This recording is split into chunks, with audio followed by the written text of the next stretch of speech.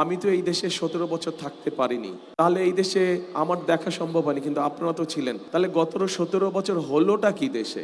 আসেন তো ভাই, আপনারা একটু সামনে আসেন তো। 6 জনে 8 জন, সরি 2 জনের 8 জন, শুধু প্রার্থীরা, অনলি প্রার্থীরা। 12 তারিখের নির্বাচিত হলে ইনশাল্লাহ 13 তারিখ থেকে এরা আপনাদের সাথে থাকবে।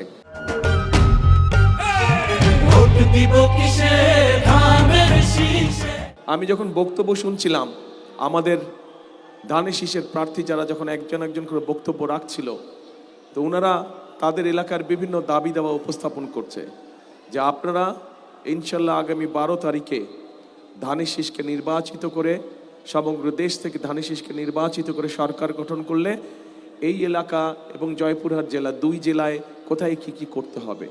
তা আমি বসে বসে চিন্তা করছিলাম, আমি তো এই দেশে 17 বছর থাকতে পারিনি, তাহলে এই দেশে আমার দেখা সম্ভব হয়নি, কিন্তু আপনারা তো ছিলেন।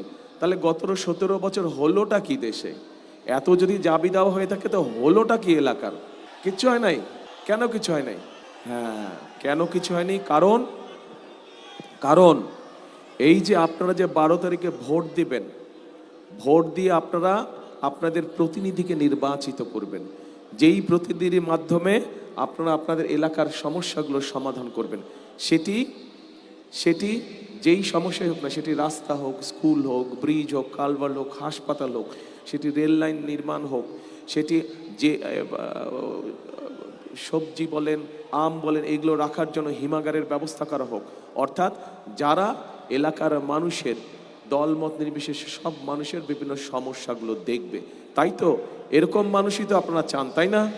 যারা এলাকা দেখভাল করবে। সেই জন্যই আমরা দেখে শুনে বুঝে আমরা জয়পুরহাট থেকে 2 জন এবং নওগাঁ থেকে আমাদের দলের 6 জনকে আমরা নির্বাচিত করেছি, যাদেরকে এবার আমরা ধানের শীষের তুলে দিয়েছি। আসেন তো ভাই, আপনারা একটু সামনে আসেন তো। 6 জনে 8 জন, সরি 2 জনের 8 জন, শুধু প্রার্থীরা, অনলি প্রার্থীরা। দাঁড়ান, আমার পাশে দাঁড়ান, তুলেন ধানের শীষ তুলেন। এই 8 ব্যক্তিকে আপনাদের সামনে আমরা দিয়েছি। এই 8 ব্যক্তিকে আপনারা 12 তারিখে নির্বাচন করবেন। 12 তারিখ পর্যন্ত আপনারা এদের সাথে থাকবেন। 12 তারিখের নির্বাচিত হলে ইনশাল্লাহ 13 তারিখ থেকে এরা আপনাদের সাথে থাকবে। ঠিক আছে তো? চিনেন সবাইকে? এদের দায়িত্ব দিয়ে দিয়েছি, নির্বাচিত হবে। নির্বাচিত হওয়ার পরের দিন থেকে এলাকার উন্নয়নের জন্য তারা কাজ শুরু করবে। কাজেই আমরা কি এই 8 জনকে নির্বাচিত করবো ইনশাল্লাহ 12 তারিখে? ইনশাল্লাহ। বসেন সবাই, ধন্যবাদ।